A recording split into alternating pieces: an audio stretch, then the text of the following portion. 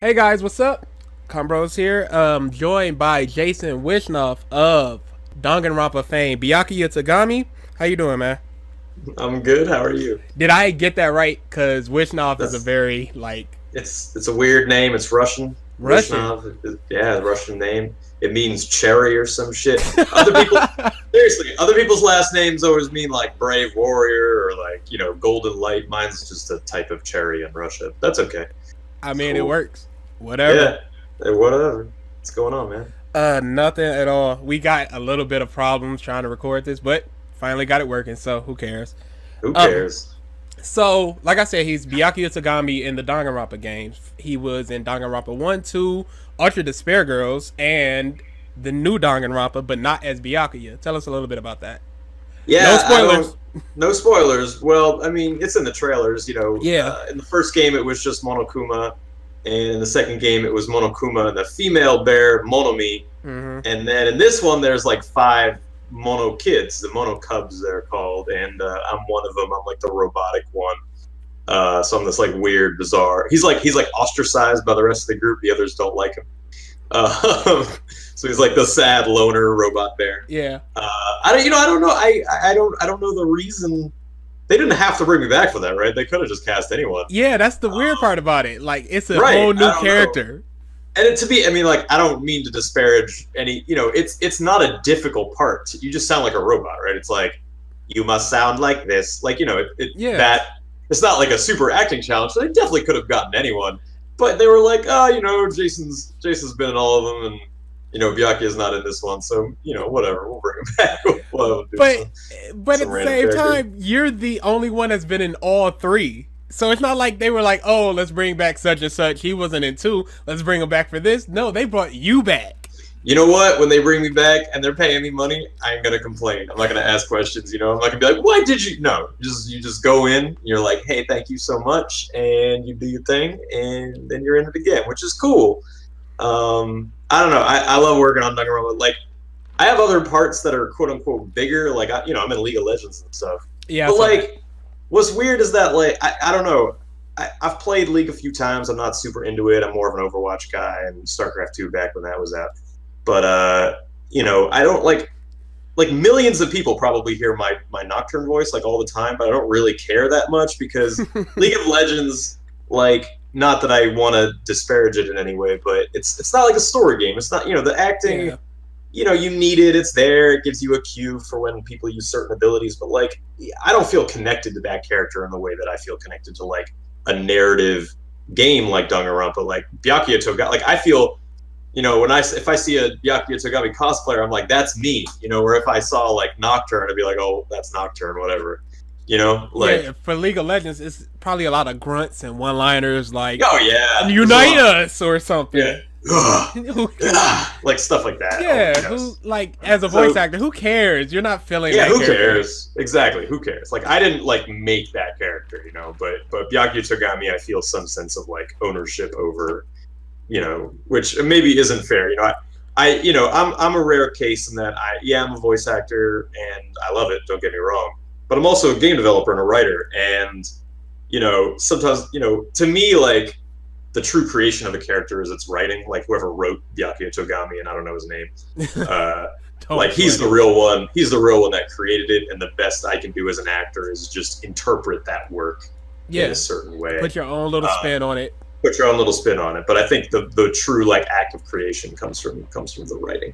And it's a well written character. I mean, Danganronpa in general is super well written. Like, that's why I love those games. I would be a Danganronpa fan even if I was not in the game at all. Like, I love visual novels. I love the Zero Escape series. I love Phoenix Wright. I've played Ever 17. I've played a bunch of them. Oh yeah, all those visual novel like trial games. They're so much fun. Yeah, they're great. I mean, I've always loved those games. There was that one on the DS that was like, it was like a noir detective game, and like the characters were all like kind of like pencil drawn. I forget what it was called. Like I know what you're Night talking about. Hotel, Dusk, Night Hotel. I don't know. But I love that game too. So I'm definitely, I'm a gamer first and foremost. I just randomly lucked into voice acting. Speaking of, what was the process of getting the role of Byakuya? Well, I mean, by that point, I'd already kind of like semi-established myself. And the one weird thing about Danganronpa, and this has happened a few times, but it's rare, especially for a series as popular as Danganronpa, is that I didn't actually audition for the part. Really? Yeah, I did not audition. That's weird. Normally, I auditioned for League of Legends, and I auditioned for a bunch of others. And normally they do that, but I don't know why Atlas like. So there's this company, Bang Zoom Entertainment, and they're basically like they're a studio, they're a voice recording studio, and they have an internal, I guess, roster or dossier or whatever of like a bunch of voice actors. And most of the time, when a company goes to them, they say, "Hey, listen, can you send out auditions to your roster, pick out the ones that don't suck, and then send them to us. We'll listen, we'll pick the one we like the most, and we'll go ahead and cast that person." That's how it normally works. But for some reason, Atlas this time was like, "Look, we trust you. We're not, you guys know your roster better than we know your roster. You guys know, who could do a good job. We're gonna send you the parts. You just cast it. Just who would be good for it? Who would work well for these characters based on their past work." And by this point, I'd already done voice acting for a little while, so I just got an email one day that was like, "Hey, you're in this thing now." And at that point, you record early, right? You record like before trailers come out, and you record. So I did not know at that point what Danganronpa was. I was like, obviously the name is weird. You're like, all right, it's some bizarre Japanese game. I don't know what the fuck this is. Yeah. But when you get cast in a game, obviously the first thing you do is you go to Google. You're like, oh, what the fuck is this? You look it up. And sometimes it's dumb, but I looked this up and I was like, okay, cool. It's a visual novel. It's got murder. It's got mystery. I like that. It's very stylized. And I got excited for it just then. And then we recorded, and when you're recording, people were like, "Oh, that must have made the game not fun for you because you had everything ruined." Honestly, you don't, because they only pretty much give you your lines, and maybe a character's line before it if you need some kind of context or if you're interrupting them or something like that. Oh yeah, reactions and such. Reactions or something. But like by and large, I'm just looking at my lines, and like one character's lines without the context of the situation and the conversation is like, I don't know what the fuck is going on. I have no idea. So, and anytime I had a question, of course I would ask and they would tell me, but by and large, I'm just sort of in the dark about all the mysteries. And also it was out of order. We didn't do it fully in order. We were jumping all over the place. So I didn't know what case I was in. I didn't know what, it was, who killed who, like, I had no idea most of the time. It was just like, it was you. And I'm like, I don't know who it is. I don't know who I'm yelling at right now. I don't know who I'm yelling at right now, but I'm sure they're sad. So they just gave you the part of Byakuya. They weren't like, oh, you're going to play this person or try out for this person. It was just like, you're Byakuya. They just said, you're Byakuya. And most people that get cast in Danganronpa, obviously, it's not a recurring role. Most people die. But I got this dude Byakuya, and then I realized, he didn't die at the end of the game. And then I realized he's the only character coming back from 1 that is also a main character in 2. And then also he's in another episode.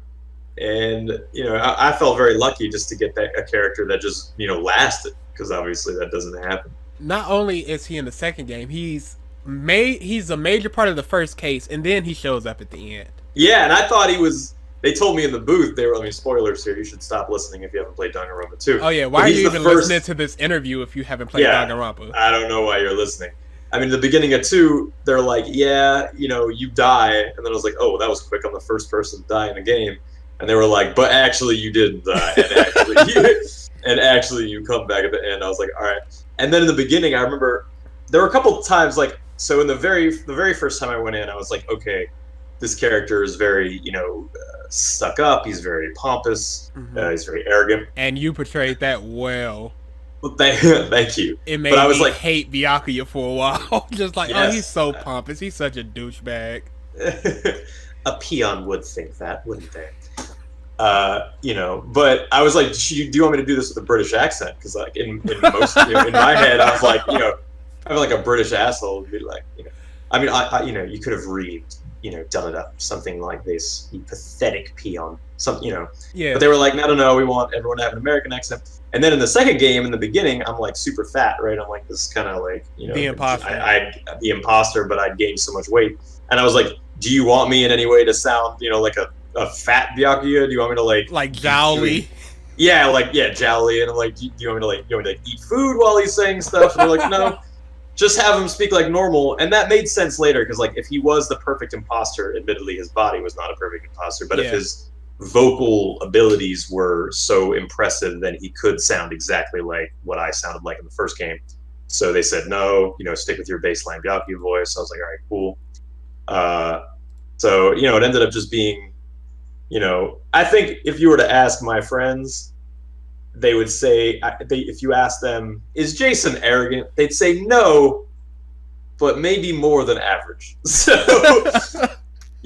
I think it was a good cast just because I'm an asshole. But then you get the weird casting of the robot, just like. I don't know. I it's like I said. I mean, no offense to that part, of course, but from an acting perspective, it's not hard. It was just just sound like a weird beep boop robot, and that I assume that they're gonna put like a layer over it. I assume they're gonna make it. Yeah, that's what I was robotic. thinking. Like anybody could do it, and then they could just add that layer, because there's apps on the iPhone that'll make you sound like a robot. Exactly. So some engineer can really just put a layer on there and make it sound well. It doesn't really matter. They could have just picked somebody that's already cast and just here's 17 lines of dialogue. Be this robot.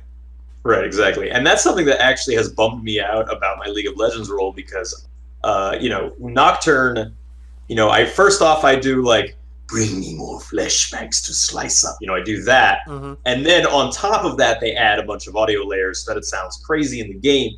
And the downside is that most League of Legends voice actors, if you just ask them, oh, hey, do your character, do your voice, they can just do it, right? Uh-huh. They could just do it and it sounds like them. And if they go to a convention or something, hey, say the line, please. Say the line. And for me, I can say the line how I did it, but it doesn't really sound like Nocturne unless you have those kind of layers on top of it, which sort of sucks. But whatever. What are you gonna do? You mentioned your writing and game development earlier. You worked on the Echo series. Yes. Talk a little bit about it. So, I mean, I fell into voice acting, and I love it, and I don't do it too much anymore. It's pretty, it's not my career. A lot of voice actors, it's their career. They audition for 12 things a day. They go out all the time. They're pretty much in the booth 12 hours a day. They're in the booth all the time. They're, and sometimes they're like, do you want to go out tonight? No, I have to keep my voice, rested.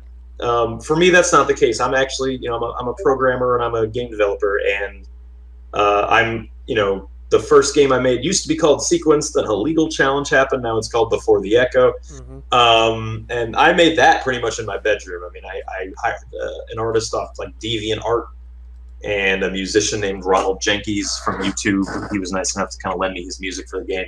Okay. And, I ended up getting that onto Steam. This was before Greenlight, so it took some luck there.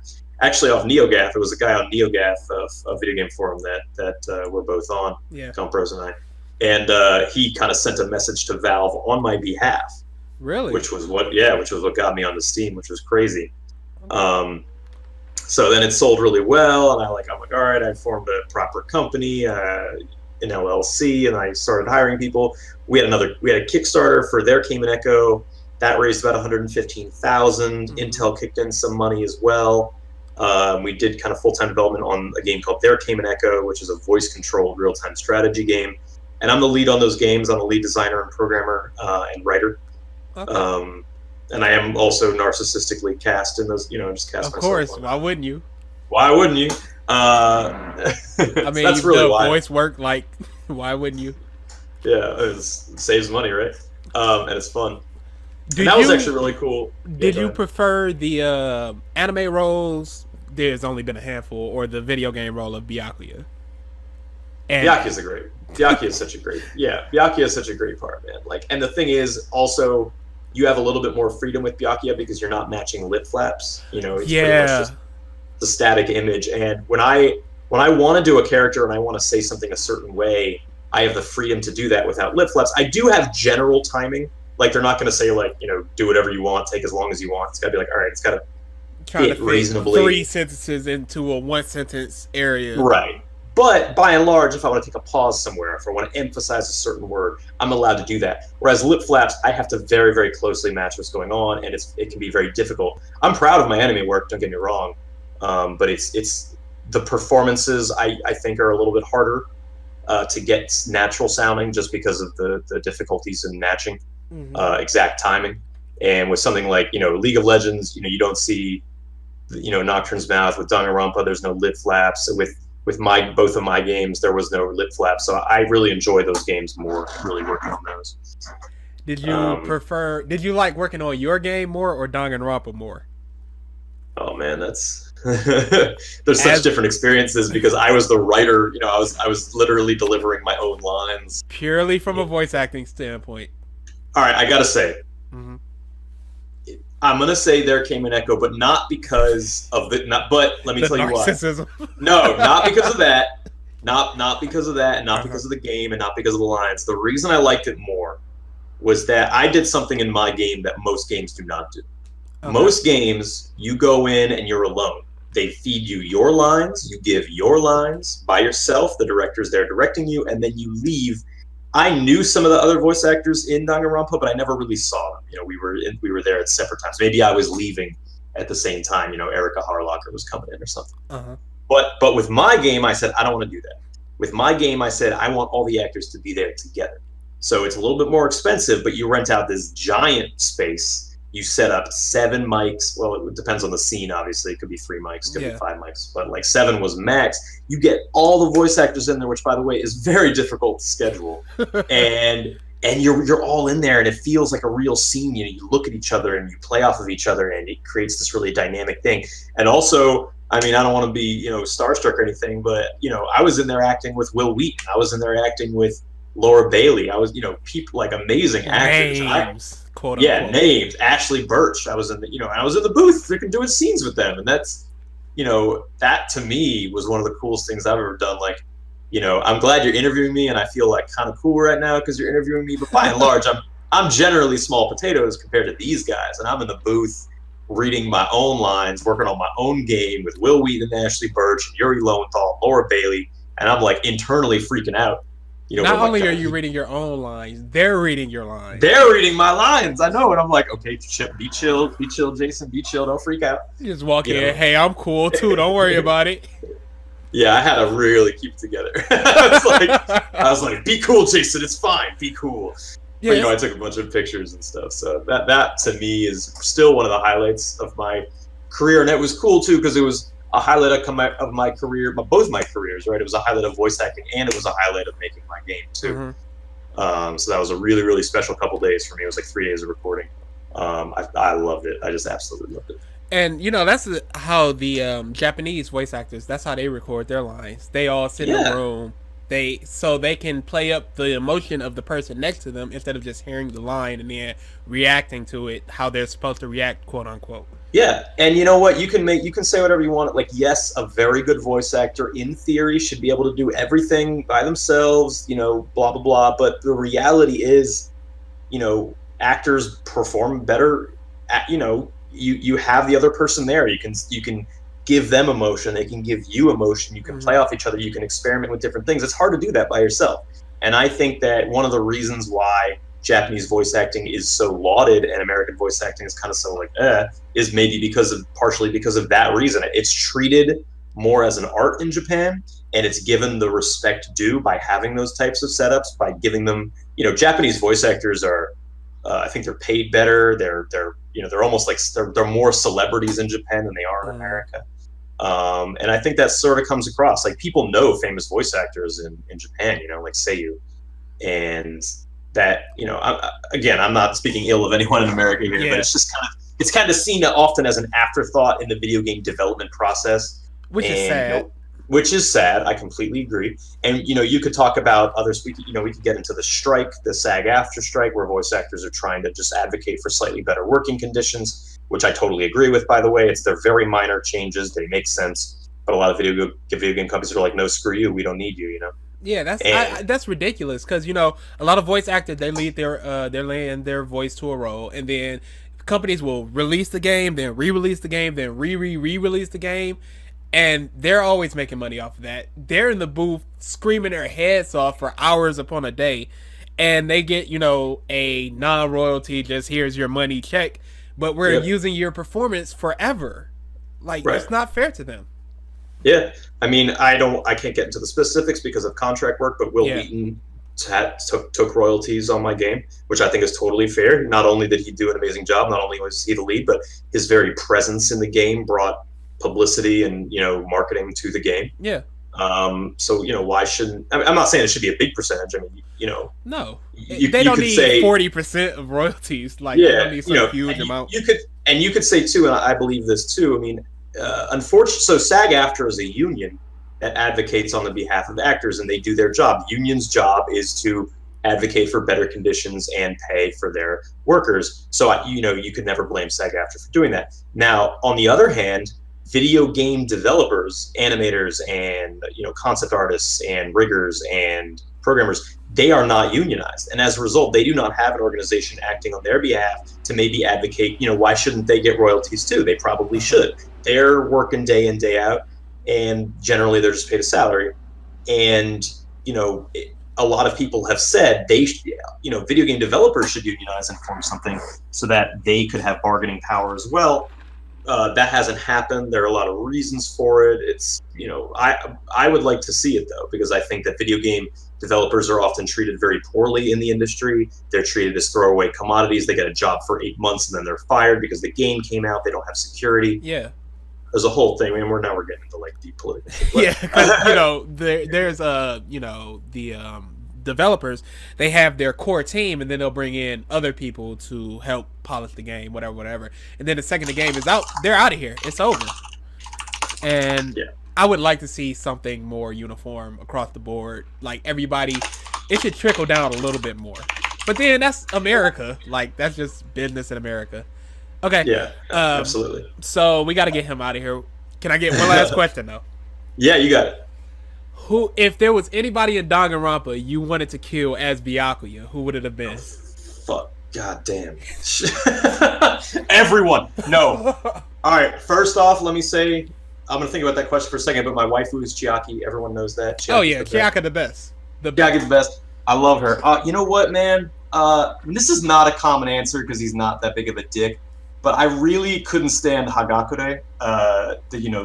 He's trash. The bro guy, oh god! Every time he spoke, I was like, I hate you. I have a thing against like pseudoscience. It's like my thing. I can't stand it. Like when people are all like, oh, crystal healing or astrology. Yeah, that's. In my first video game, I literally. The characters in my first game go on a 60-second rant about how dumb astrology is. I'm serious. It's on YouTube. Like, look, Oh, I will be looking this up. I just hate it, and his character was all about that. Every time he opened his mouth, I was like, I hate you, and I hope you die. And he fucking didn't. I was like, he's one of the people that survived. To me, he's one of the people that survived. From the beginning of the game, I was like, you need to die, and he did not. From the first game, it was him, and from the second game, it was Soda. Those two I wanted dead. And he survived the whole way. Terrible. Okay, that's how they get you. We got to get him out of here. Yeah, I'm really sorry. I got a jet, but hey, man, it was great talking to you, and I'm glad we could get it going. Oh, no problem. Thanks for joining me, man. No problem. And everyone, subscribe, listen to Count Bros. It's all good. Oh yeah, podcast please do that. Stuff. Podcast and stuff. Thank you. Have a nice day. All right, you got it. You too, man.